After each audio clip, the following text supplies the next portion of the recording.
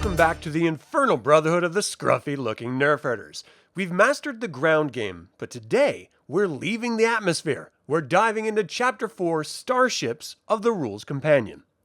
In the original core rulebook, space travel and combat felt cinematic, but there were some gaps in the crunch. Specifically, how different sized ships interact and how long it actually takes to get across the galaxy. The Rules Companion fixes the math, refines the combat sequence, and introduces a scaling system that is vital for keeping your games grounded in Star Wars reality. First, we have to talk about a major oops in the original core book. If you've been looking at the Astrogation Gazetteer, you probably noticed that journeys take a lot of days. The Rules Companion officially corrects this. Those numbers should be read as hours, not days. The numbers themselves don't change, but the scale of time does. This makes hyperspace travel feel much more like the movies, where you can cross systems in a few hours rather than weeks. You can still push your luck, though. For every hour you try to save, the difficulty increases by 1. For every extra hour you take, it decreases by 1. But remember, every jump takes at least 1 hour. You can't just teleport instantly. When the TIE fighters start closing in, we move into the Starship combat sequence. This follows the same 4-segment structure we covered in the last episode.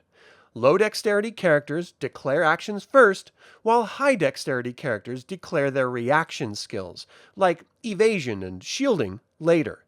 This is where things get tactical.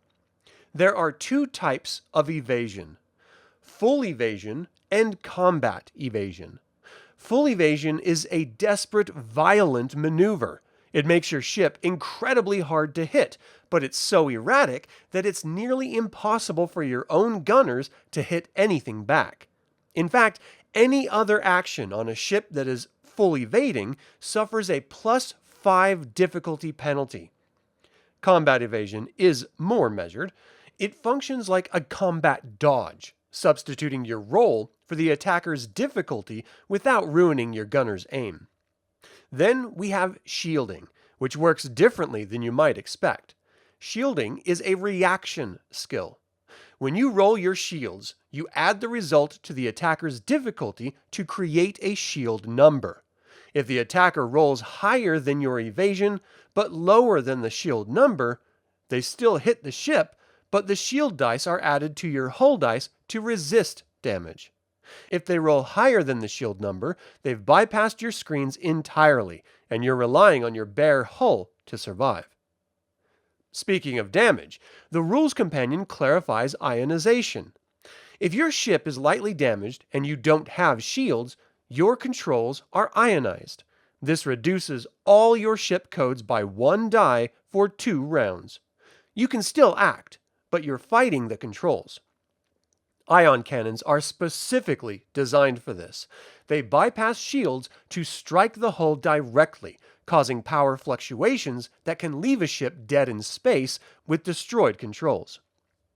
We also get a significant update on missiles and torpedoes. In the original rules, these were terrifyingly accurate.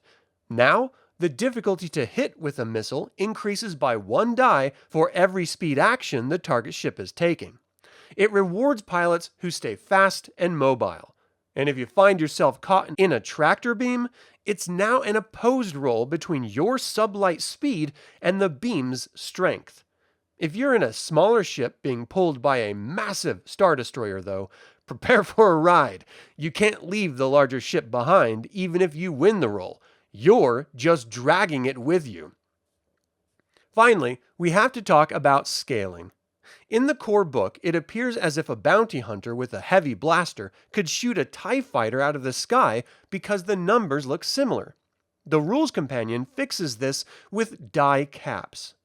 There are 6 scales, from human-sized up to the Death Star. When a smaller scale attacks a larger one, or vice versa, your dice are capped. For example, if a character shoots at a speeder, their die cap is 6, normal. But if they try to resist damage from a starfighter scale weapon, their strength roll might have a die cap of 2. This means even if you roll a 6 on the die, it only counts as a 2. This prevents characters from punching way above their weight class and keeps the feel of the different ship classes intact.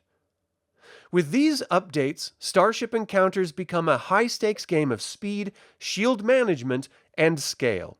You finally have the tools to make a Y-Wing feel like the standard starfighter it was meant to be, or a TIE fighter feel like the fragile but fast glass cannon we see on screen. Thank you for tuning in. We invite you to subscribe to this channel and click the bell to get notified about our next video. You can now join the Infernal Brotherhood through YouTube memberships and even become a patron on Patreon. Don't forget to pick up some of our custom-designed Star Wars apparel or even Star Wars tabletop role-playing games by following the links in the description below. Until the Infernal Brotherhood convenes again, my fellow scruffy-looking Nerf Herders, may the Force be with you.